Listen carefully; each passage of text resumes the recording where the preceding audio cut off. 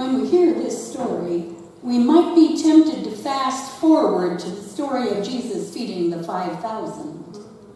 It might even be tempting to nod our heads sagely and say, see, Jesus was way more powerful than those Old Testament prophets. Elisha only fed 100 people, but Jesus fed 5,000. Let's not go there. Instead, let's look at the context in which we find this story. Let's look at Elisha. Elisha was one of the great prophets, the one who received God's blessing directly from Elijah. It was a time of great suffering, a time of war and famine. Chapter 4 in 2 Kings begins with the story of a poor widow whose creditors were about to sell her children as slaves to pay her debt. All she had in the house was 1 jar of oil.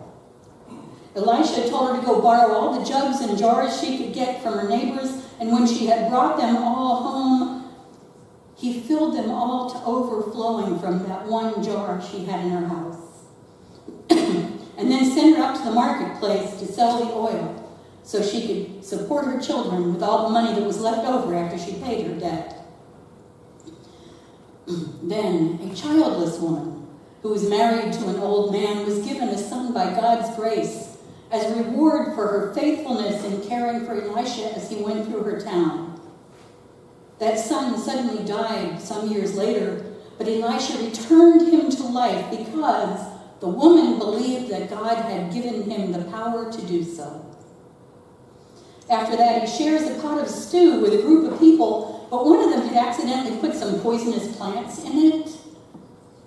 And Elisha, using God's power, purified the stew with a handful of flour, and everyone ate with no ill effect. And then a man comes with his tithe, the best of his harvest. And Elisha, rather than keep it for himself, tells his servant to divide it among the poor who were there. In a time of great need, this little bit, this minuscule amount of food being offered as a tithe was multiplied by God to feed 100 hungry people. How can this little bit make a difference? Well, because God said it could. God said, they shall eat and have some left. And when God speaks, the whole universe listens. Some loaves and grain stretches to feed 100. Some loaves and fishes stretch to feed 5,000. It's not a matter of which prophet is stronger. It's simply a matter of God taking what there is available and making it stretch to fit the need. God works way beyond our expectations. My friend Linda's a nurse. Some years back, she went on a mission trip to another country to help at a medical clinic. Everything that clinic had was a gift, a donation from somewhere in the world. Linda could see the need of the people far exceeded the supplies that were on hand.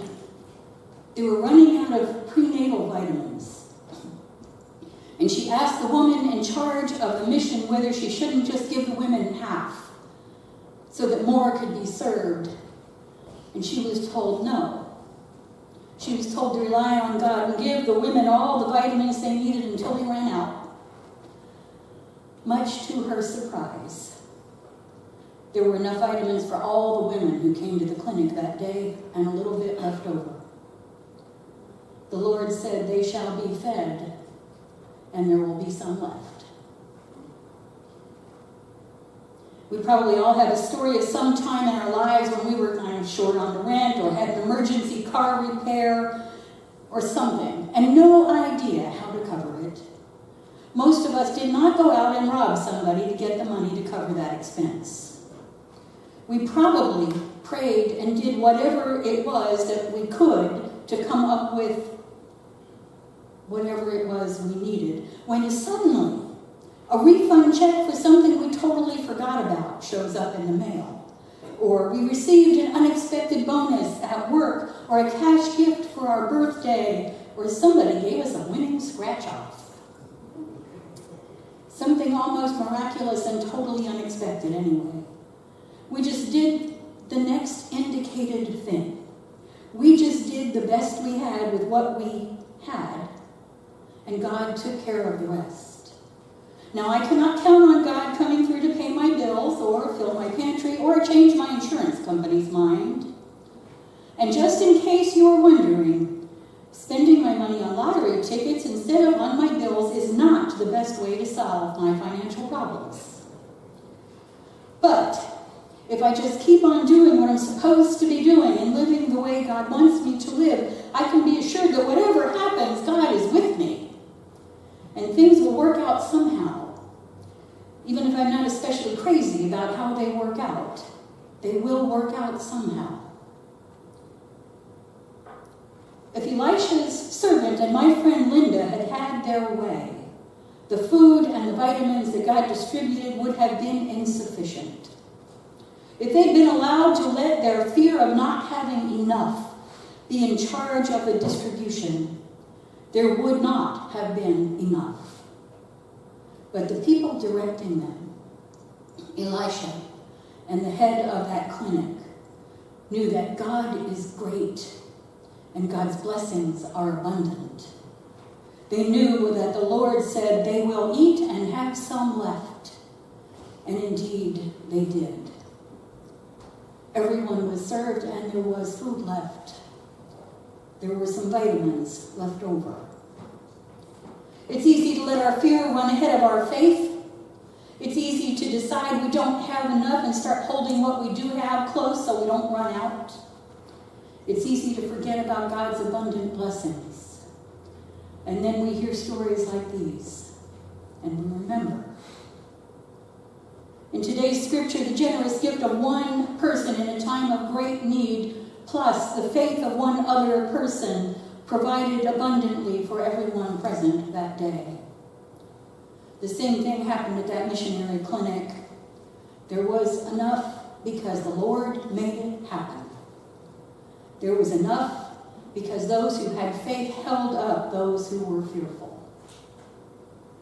If we bring our best before God, recognize the needs of the people, and keep our attention on the movement of God in our midst, amazing things could happen. Amazing things do happen. Amazing things will happen. For great is the God, and worthy of all our glory and praise. Please stand with me and sing, Great is the Lord.